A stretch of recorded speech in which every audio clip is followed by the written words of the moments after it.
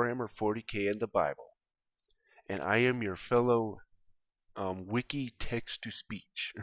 I stole that from somebody, some other YouTubers' comments, but you know what? I'll own it because that's exactly what I am. But anyways, today we're going to talk about Slaanesh. What are the origins? Him, her. Its gender is someone, right? Someone. But anyways, let's get into it. Slaanesh, also known as the Dark Prince, the Prince of Pleasure, the Lord of Excess, the Perfect Prince, and the Prince of Chaos, in the Imperium of Man, and she who thirsts among the Eldari, is the Chaos God of pleasure, pain, hedonism, excess, perfection, and decadence. Lust, pride, and self-indulgence are the hallmarks of all who follow it. Slaanesh is the youngest of the four major chaos gods, having come to full self-awareness within the Imperium only during the 30th millennium. The name Slaanesh is a corruption of the Eldari term Slaaneth. Sla meaning ecstasy, or or pleasure, and Neth meaning lord, or prince, in the Eldari lexicon. Hence the Prince of Pleasure, though ironically, the Eldari referred to this foul entity only as Slaanesh, she who thirsts. I think I said that right. So one thing we got to think about here, right, is chaos is made up of energy or psychic energy. So emotions are part of that, right?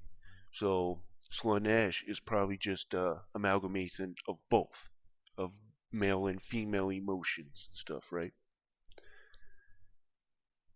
Anyways, though ironically, the Eldari refer to as the foul entity. Oh yeah, blah blah blah.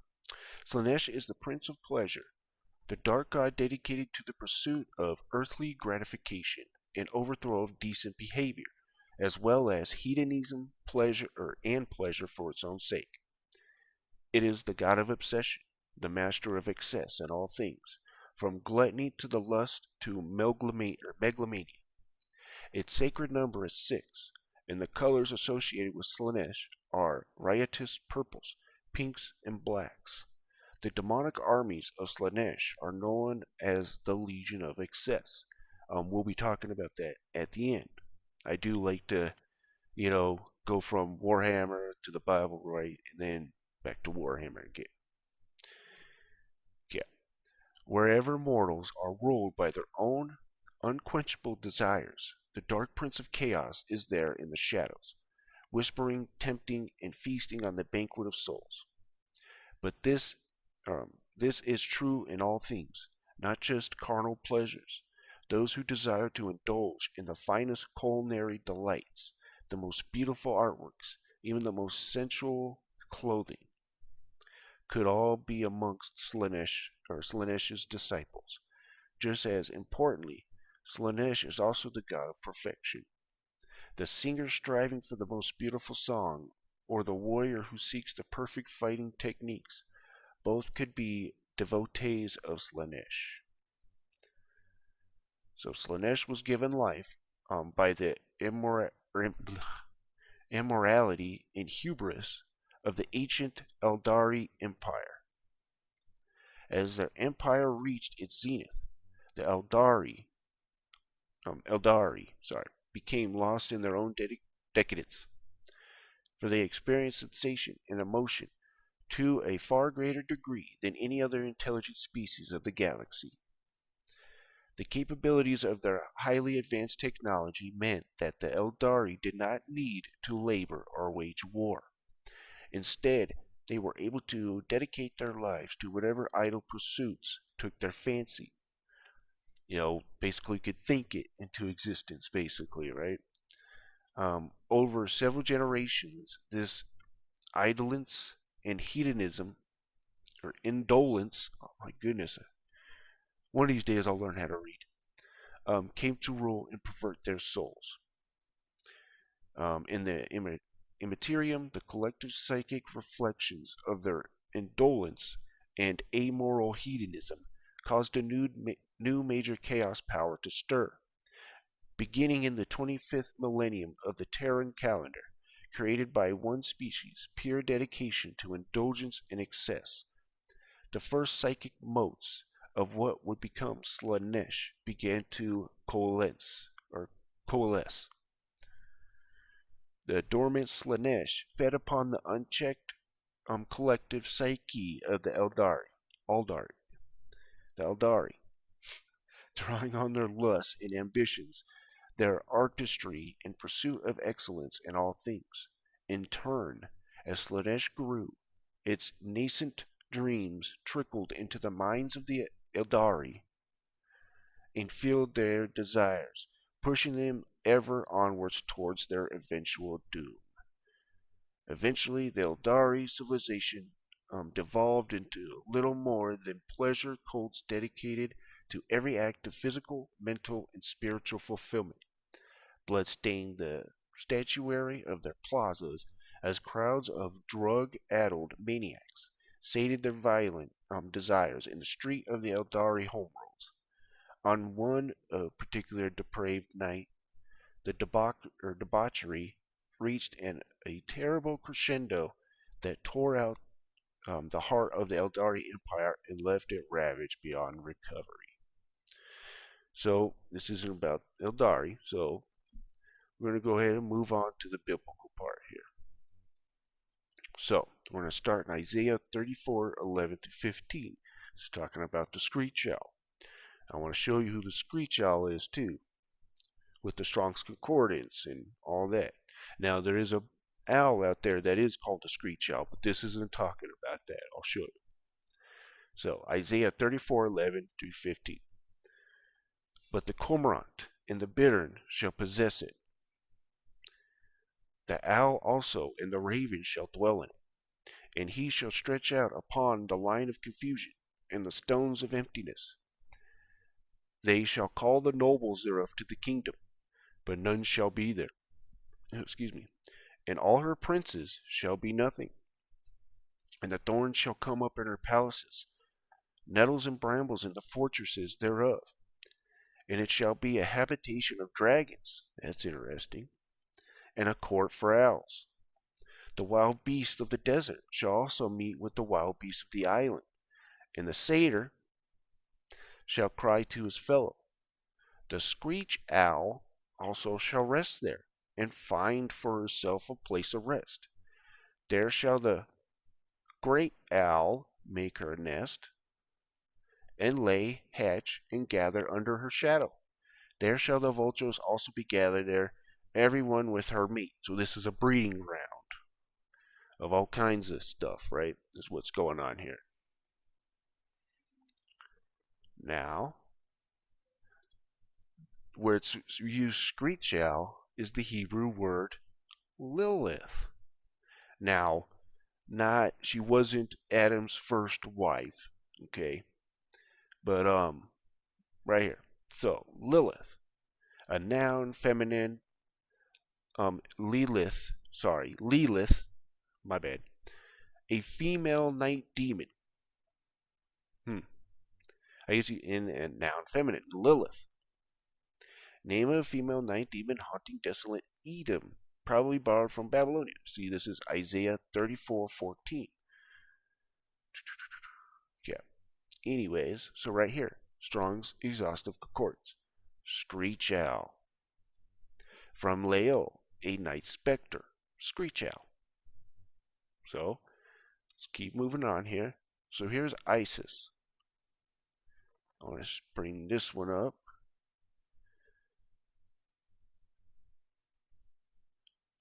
Let's go here real quick so I can see if I can get a bigger picture of it. Probably not.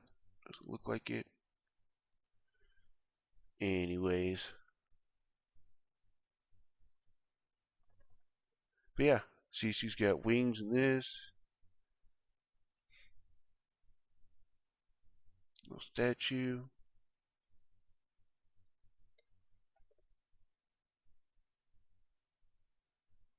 Okay. So very interesting, right? Very interesting. And we're going to see that she's filled with a bunch of debauchery, too.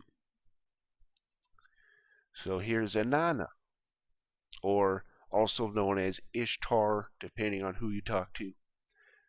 Inanna is more, I would say, prevalent. But Inanna is a powerful elder and former consort of Tammuz. I hope you caught that. So she was the mother of Tammuz and also, yeah. Anyways, she was worshipped by the Sumerians as goddess of lust, fertility, and warfare. This is pretty much almost kind of the same story as Isis and Osiris, right? So Inanna was widely respected by the elders on Danu Talis. No, or Talis. Danu Talis, sorry. So if we bring it up here, this is interesting, right? I talked about Atlantis before, right? On the Templin Institute one, I do believe. And also I did a video on it. But okay, this article is a stub because it does not cover all important information on the canon. Please help out the wiki by expanding it. Okay, so there is that. Danu Talis was the mythical home of the elders. Okay, so she was a top dog. It sank about 10,000 years ago, and if you read in the Atlantis story with Plato, oh my goodness, I forgot the real quick. Plato, Atlantis, Tiliad, or not Tiliad. Oh my god, that's the Iliad. I'm thinking it starts with the T though.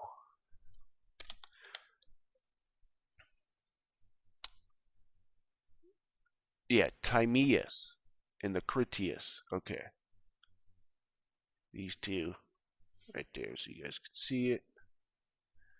Okay. So now, bam. Okay. Interesting. And twins of the rose pure. I'm sorry. And it sank about 10,000 years ago when the ruling twins with auras of pure gold and silver fought together on the pyramid of the sun. Here's a pyramid. Very interesting. Okay, in the modern world, it is known as Atlantis. Okay. So now we're going, I guess you could say, the future. Revelation 17, 1 through 8. This is where we learn that she's filled with debauchery and stuff, right? And there came one out of the seven angels. There's those seven angels again, right? Which had seven vials, and talked with me, saying unto me, Come hither, I will show unto thee the judgment of the great, that word, I want to say that, that sitteth upon many waters, with whom the kings of the earth have committed fornication, and the inhabitants of the earth have been made drunk with the wine of her, fornication. Hopefully you can say that word at least. So he carried me away in the spirit into the wilderness, and I saw a woman sit upon scarlet-colored beast, full of names of blasphemy. This is the beast here. The beast of Revelations, right? Having 7 heads and 10 horns. And the woman was arrayed in purple and scarlet color, decked with gold and precious stones, and pearls, having a golden cup in her hand, full of abominations and filthiness of her fornication. And upon her forehead was a name written, Mystery Babylon the Great, the mother of harlots and abominations of the earth. And I saw the woman drunken with the blood of the saints, and the blood of the martyrs of Jesus. And when I saw her, I wondered with great admiration. See, now this is where another time an angel's like, why are you so worked up? But anyways, Um, and and I wondered with great admiration. Okay, and the angel said unto me, wherefore didst thou marvel? He's saying, why are you marveling? I will tell thee of the mystery of the woman and the beast that carrieth her, which hath the 7 heads and 10 horns. Now, here we go. If you remember, Lucifer was brought to the pit, right? The son of the serpent in the book of Enoch. But anyways, and you see he's got 7 heads, a scarlet colored beast, kind of a Leviathan is what it's talked about in the Bible, right? Kind of a Leviathan thing. And that's a whole nother story of the deep, who the deep is. That's in Genesis and all that too. Okay, anyways, the beast that thou sawest was, and is not, and shall ascend out of the bottomless pit, and go into perdition. And they that dwell on the earth shall wonder, whose names were not written in the book of life, blah, blah, blah, blah, blah, right? And shall ascend into the bottomless pit. So it's almost like this lady talks about the 2 twins and stuff and all that. Is brother, sister, brother, or whatever, or at least have the power within it, right?